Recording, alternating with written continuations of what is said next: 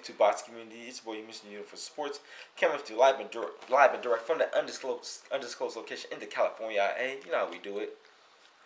Just got through watching that Timothy Bradley-Devon Alexander fight, and this is at the 140-pound weight class for the WBO and the WBC World 140-pound titles. And I just want to say this, like Kevin Cunningham said, and he's one of my favorite trainers. He's funny as hell and he's honest. There was a lot right on this. And you know what? He was right. There was a lot right on this. A shot at Manny Pacquiao. Maybe a shot at Floyd Mayweather when he gets done with his legal issues. Maybe a shot at Shane Mosley. A shot at Juan Manuel Marquez. These are the money makers in boxing right now. The only way to get famous is to fight these guys, or make yourself famous by fighting a succession of fights. But the quickest way to fame is through Mayweather, Mosley, Pacquiao, and Marquez. You gotta fight those four to get famous, folks, these days, because they are the biggest names in boxing among casual fans. So these two fought each other for 140 pound supremacy. No disrespect to Amir Khan, which I have personally at the second best 140 pounder in the world. In my 140 pound rankings, I ranked Timothy Bradley number 1, obviously, with the better resume, and Devon Alexander number 3. I can see what's going on at 140 pounds. It's kind of like a slight tournament going on, where number 2 Amir Khan fought number 4 Marcos Maidana, and Amir Khan was victorious in that fight, in a very competitive fight, but Khan clearly won. And number 1 Timothy Bradley fought number 3 Devon Alexander, which Timothy Bradley was winning up until the stoppage of the fight because of accidental headbutts. And I repeat, it was an accidental headbutt. I believe Timothy Bradley does not try to go in there and headbutt people on purpose. I scored this bout 7 rounds to 3 for Timothy Bradley, which was a total score of 97-93. Basically, I had Bradley winning this fight the whole time. Before the stoppage, I don't think that Alexander, there was going to be no knockdowns in this fight, folks. Let's be honest.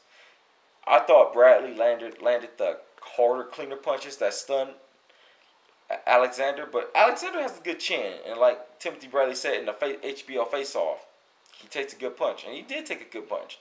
If Marcos Maidana landed those shots with his superior power, he would have not probably knocked out Devon Alexander or Timothy Bradley, but there is something special in Timothy Bradley. Obviously, his self-will and his self-determination makes him refuse to lose and will make him tough for any fighter to beat. Here's the reason why Bradley won the fight. Obviously, both fighters had great hand speed, which I think Devon Alexander has slightly superior hand speed. But I think what I really liked about Timothy Bradley in this fight, he worked the body, which was able to offset Devon Alexander's slightly superior skills a little bit. And when he worked the bite, like Nassim Richardson said, when you work those investments, everything falls into place. And everything fell into place before the accidental stoppage.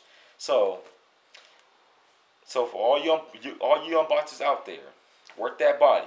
That's the basic fundamentals of boxing. Work the body. You slow a faster puncher down. Also, what I liked about Timothy Bradley, too, what the announcers pointed out was he waited till he got close, because Timothy Bradley's only 5'5", 5'6". He waited till he got close to Devon Alexander. Then he threw a punch. He didn't try to throw a punch out of range and try to lunge in and leave himself open to an attack. That's what I liked about Timothy Bradley. He doesn't waste punches. Even though he's an aggressive fighter, he doesn't waste punches. He's very intelligent. I also like the fact that, you know how I remember when I got from a basketball commentator, Doug Collins, about the old Phoenix Suns teams. Shout out to my boy Overload Crow, who's a Phoenix Suns fan. Back in the day when I had Steve Nash, John Johnson, Amari Stoudemire, Sean Marion, with those great Suns teams back in the mid-2000s. They've run against style, physically imposes their will on other teams. And I thought Timothy Bradley, with his self-determination, was able to physically oppose his confidence and will on Devon Alexander, who's looking to stay on the outside, use his southpaw stance, to outbox Timothy Bradley, but he obviously couldn't do that. And what I liked about Devin Alexander, he did try to work off the jab, but like I said before, even if there wasn't a stoppage, Timothy Bradley was going to win this fight, folks. Let's be honest. And Devin Alexander wasn't experienced enough to, deal with the Timothy Bradley type. And, these were very two good fighters, and I am a Devin Alexander fan too. But, somebody's old had to go, and it was Timothy Bradley tonight. So that was my take on this fight tonight. But let me talk about, also, everybody's been waiting in on this Manny Pacquiao Shane Mosley fight going to HBO. And my opinion on this is that, it doesn't matter whether they're on HBO, ESPN, or Showtime.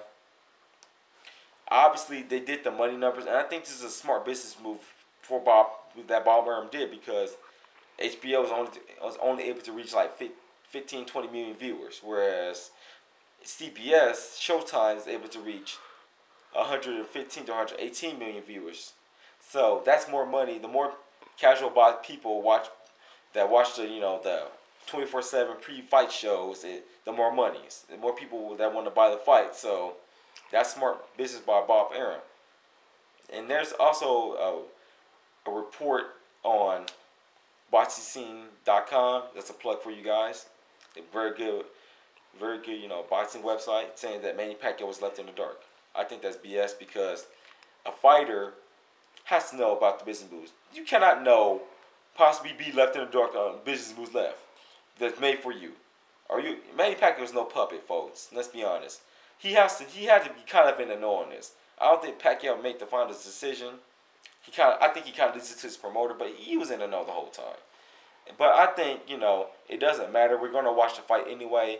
Even when we all said that we're going to boycott the Manny Pacquiao Antonio Margarito fight because, Margarito used the illegal hand wraps, we still end up watching the fight anyway, folks.